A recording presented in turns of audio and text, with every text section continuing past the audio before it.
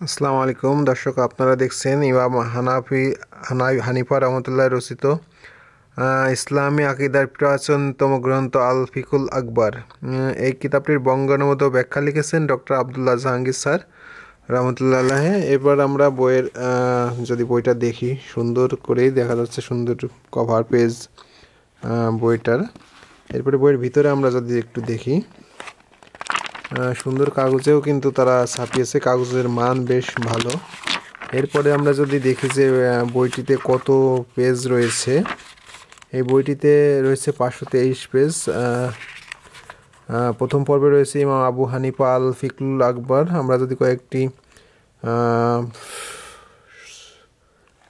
কয়েকটি সূচিপত্র পড়ি, কিয়ামুল লাইল ও তাহাজ্জুদ, রামাদানের কিয়ামুল লাইল, খারিজি শাহী মতবাদ, সালাত ও সালাতের জামিয়াত, ইমানের প্রকৃতি, হ্রাস বৃদ্ধি, অনেক বিষয়ে উঠে এসেছে বইটি। আপনারা চাইলে আমাদের যে স্ক্রিনে নাম্বার দেওয়া রয়েছে সেখানে ফোন করে অথবা হোয়াটসঅ্যাপে নক করে আপনারা কিতাবটি সংগ্রহ করতে পারবেন। আসসালামু আলাইকুম রহমতুল্লাহ।